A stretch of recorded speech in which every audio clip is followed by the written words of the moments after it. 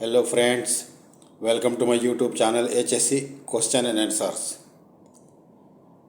आप सभी लोगों से रिक्वेस्ट है कि काइंडली सब्सक्राइब करें और अपने दोस्तों के साथ शेयर करें ताकि हमारी नॉलेज शेयरिंग हो सके।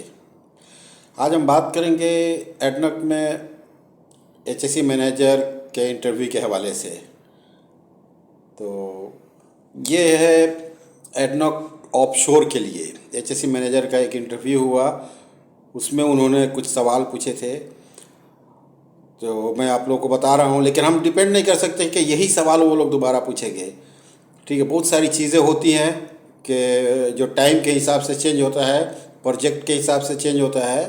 तो लेकिन आप लोगों की नॉलेज के लिए बहुत ज़रूरी है कि आप इसे सुने, समझें, पूरी वीडियो को देखें, तो आप लोगों को बहुत सारी जानकारी मिलेगी।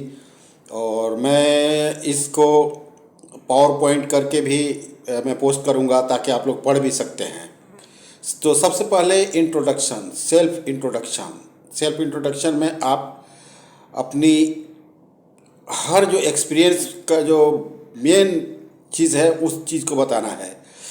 जैसे ऑडिट, इंस्पेक्शन और मल्टीनेशनल कंपनीज में आपने काम किया है, ऑफशोर, ऑनशोर, ये सारी चीज़ों को कौन कौन सा कंट्री में काम किया है, आपका प्रीवियस जो एक्सपीरियंस है, जो मतलब बताने के बाद कुछ कॉरपोरेट इमेज बने, जब ताकि मार्केट में आपका कुछ पता चले कि हाँ ये the person is full capable to manage the HSC manager post. ऐसी होना चाहिए ताकि आपको HSC मैनेजर के लिए वो लोग सेलेक्ट कर लें। ठीक है, उनका पहला सवाल हो गया सेल्फ इंट्रोडक्शन के बाद कि EPC का डिफिनेशन और EPC का जो सेक्शन है, इंजीनियरिंग, प्रोक्यूरमेंट, कंस्ट्रक्शन, इन सब चीज़ों में क्या क्या चीज़ें आती हैं। तो आप इन चीज़ों को पढ़ना है, बताना है। मैं आपको थोड़ी चीज़ें बता देता हूँ। इंजीनियरिंग में plant layout, cost calculation, technical planning, ये सब चीज़ें आती हैं। कंसल्टेंसी, डिज़ाइन स्टेज है, ये सब चीज़ें आपको बताना है, इंजीनियरिंग में आती है। प्रोक्यूरमेंट में जो क्या है, परचेजिंग है, logistic service, quality control, consultancy से भी कंसल्टेंसी सब में आएगा क्योंकि उन्हें कॉन्टेक्ट करना पड़ता है एक दूसरे के साथ। इस तरह से कंस्ट्रक्शन में आप जाएंगे तो कंस्ट्रक्शन फील्ड, हम जब फील्ड के अंदर काम करने जाते हैं वो कंस्ट्रक्शन में आता है। इंस्टॉलेशन होगा, कोऑर्डिनेशन होगा, site supervision, quality inspection, commissioning, ये सब चीज़ें होती हैं।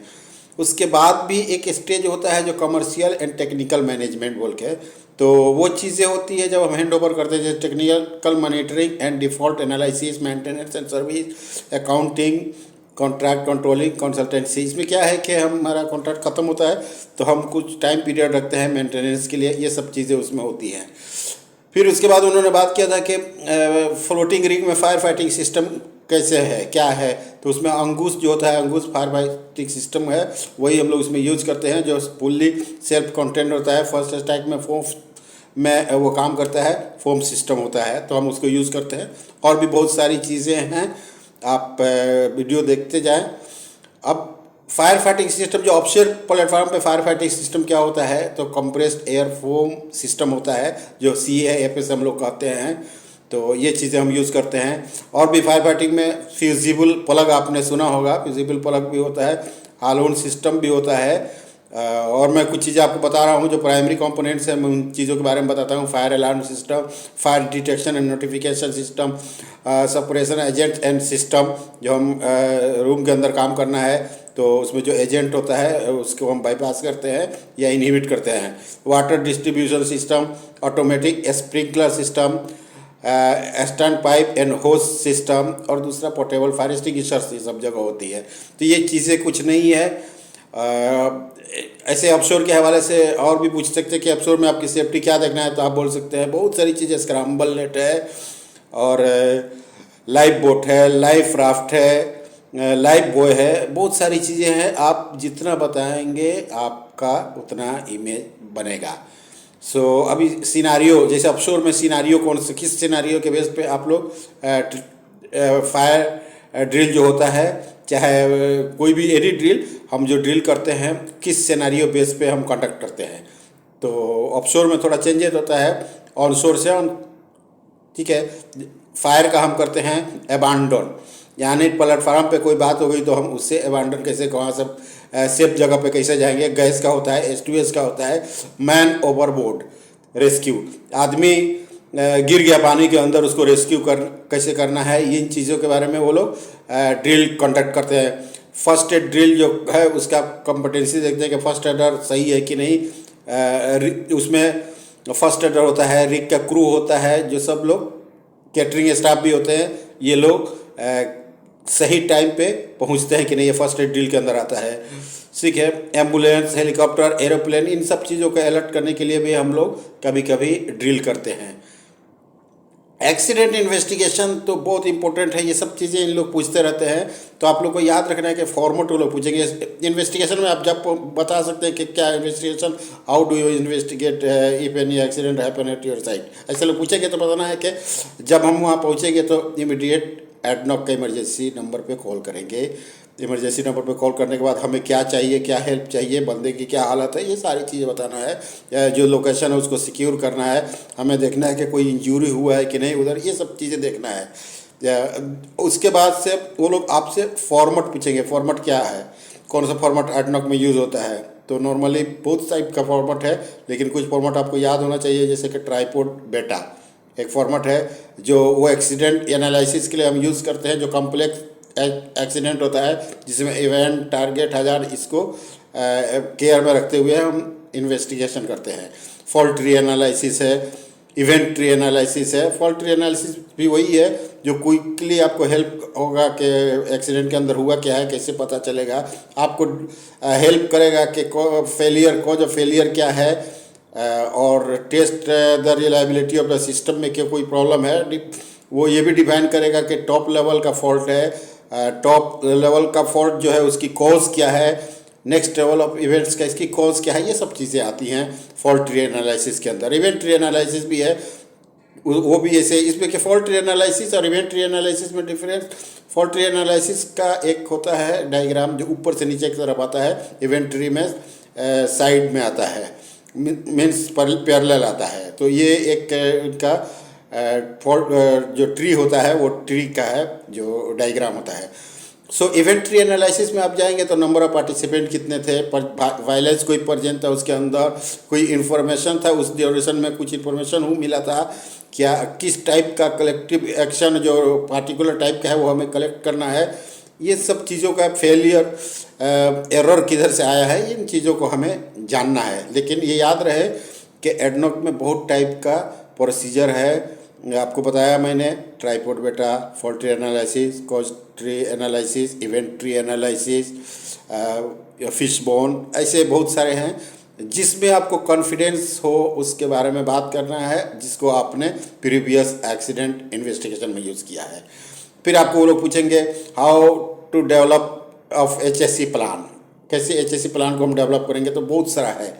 उसका डेवलप करने के लिए हम HSC ऑफिसर को अपॉइंट करेंगे, प्लानिंग करेंगे health and safety management system के लिए, एम्प्लॉय जो है उनके इनपुट को देखेंगे, रिस्क असेसमेंट परफॉर्म करेंगे, एम्प्लॉय जो है उनको ट्रेन करेंगे, return health and safety policy देखेंगे, परफॉर्मेंस जो है उसका एक्शन का मेजरमेंट करेंगे, और रिकॉर्ड जो है उसका हम मेंटेन करेंगे। ISO 45001 जो सर्टिफाइड है इस टाइप का स्टाफ, HSC स्टाफ है, उनको हम हायर करेंगे। और इसमें बहुत सारी चीज़ें है कि health and safety management system है वो ISO 45001 के बेस पर है कि नहीं, इन चीज़ों के हिसाब से हमें HSC प्लान को डेवलप करने में हेल्प मिलती है। ठीक है, और भी बहुत सारी चीज़ है, जैसे कि हम अपॉर्चुनिटीज जो है उसको हम रिकॉग्नाइज करेंगे कि कैसे इम्प्रूवमेंट करना है हमें। अभी सेफ्टी इम्प्रूवमेंट इनिशिएटिव जो भी हमें आउटपुट मिलेगा उसको रिव्यू करना है, और अगर वो सही है तो उसको यूज़ करना है।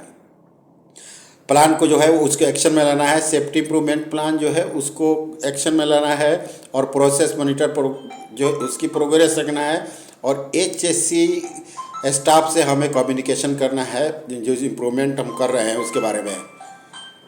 फिर उसके बारे में उन्होंने WMS के बारे में पूछा था, वर्क मैनेजमेंट सिस्टम क्या है। तो वर्क मैनेजमेंट सिस्टम आपको पहले भी बताया गया है कि एक सेफ्टी टूल है जो इंश्योर करता है कि work is properly control, coordinated and communicated. तो एडनॉक का इस पूछेगा। इसमें 5 अभी है जो वर्क मैनेजमेंट सिस्टम है, JSA, PTW, energy isolation, temporary defeat, simultaneous operation. तो ये इन चीज़ों के बारे में डिटेल से उन लोग पूछेंगे, आपको जवाब देना है। और इसके अलावा बोलेंगे कि WMS के अलावा और भी कोई चीज़ें चेंज हुई है एडनॉक के अंदर, तो आपको बताना है कि FRA जो पहले TRA था, रोल एंड रिस्पॉन्सिबिलिटी भी चेंज हुई। जैसे आसेट अप्रूवल अथॉरिटी है AAA, एरिया अथॉरिटी क्या है, परमिट इश्यूअर की है, जॉब परफॉर्मेंस, इनकी रोल एंड रिस्पॉन्सिबिलिटी कुछ चेंज हुई है। उसके बाद ये लोग ऑडिट का जो स्टेप है वो पूछेंगे, टाइप एंड स्टेप। तो स्टेप 1 में होता है प्लानिंग प्रोसेस। ऑडिटर जो रिव्यू अवार्ड करता है ऑडिट अपने एरिया में जो उसके हिसाब से, तो उसमें क्या है, स्टेप 2 में नोटिफिकेशन, स्टेप 3 में हम जाएंगे तो ओपनिंग मीटिंग, इनिशियल मीटिंग जो होता है, फील्ड वर्क होता है चौथे में, 5वें में जाए कम्युनिकेशन होगा, छठे में रिपोर्ट ड्राफ्ट ऑडिट जो किया है हमने, 7वें में मैनेजमेंट रेस्पॉन्स जो होता है, 8वें में हम मीटिंग को क्लोज करेंगे, इन्हें मीटिंग को एग्जिट करेंगे। 9 पॉइंट जो है फाइनल ऑडिट रिपोर्ट हम डिस्ट्रीब्यूशन करेंगे, और 10 में हम फीडबैक लेंगे। यानी ऑडिट का टाइप्स 10 है, ये चीज़ें आपको याद रखना है, ठीक है। और बहुत सारा डिस्कशन हुआ अभी, वो एज पर रिक्वायरमेंट वो लोग डिस्कशन करते हैं। जैसे मुझसे और भी पूछा गया कि how to manage HSE staff या एग्जीक्यूशन टीम को कैसे मैनेज करेंगे, कॉरपोरेट इमेज जो है अपना उसको इन्हेंस कैसे करेंगे, उसको आगे कैसे बढ़ाएंगे, आप एडनॉक ग्रुप ऑफ कंपनी जो है उसके बारे में आप क्या समझते हैं, आप उसका आगे फ्यूचर क्या है, HSE मैनेजर की रिस्पॉन्सिबिलिटी क्या है, अगर प्रोजेक्ट डायरेक्टर अलाउ करता है वायलेशन करने के लिए तो उस टाइम आपका एक्शन क्या होगा, फ्यूचर प्लान के बारे में आपका क्या इरादा क्या है, आपका अपना फ्यूचर के बारे में क्या इरादा है, और ऑयल एंड गैस का फ्यूचर नेक्स्ट 20 ईयर्स में क्या होने वाला है। तो ऐसे बहुत सारी चीज़ें हुई, तो हमने कोशिश किया, लेकिन कहीं कहीं क्या होता है कि ये लोग सिलेक्शन करते हैं और बोलते हैं इमीडिएट ज्वाइनिंग के लिए, तो कहीं कहीं हमारे पास टाइम नहीं होता है, सैलरी का भी मैटर आता है, बहुत सारी चीज़ें होती है। हर आदमी की एक अलग अलग एक्सपेक्टेशन है, उस एक्सपेक्टेशन के हिसाब से वो अपने जॉब को एग्जीक्यूट करते हैं या जॉब को साइन करते हैं, जो भी ऑफर लेटर या जो उनको कंपनी की तरफ से मिले उसको एक्सेप्ट करते हैं। सो थैंक यू फ्रेंड, बहुत अच्छा लगा मुझे वीडियो बना के, और मैंने आपको अपना एक्सपीरियंस शेयर किया, और आप भी अपना एक्सपीरियंस शेयर करना है तो कमेंट सेक्शन में आप लिखें, और हम उसके हिसाब से वीडियो बनाएंगे और हमारी बातें होती रहेंगी। Thank you very much.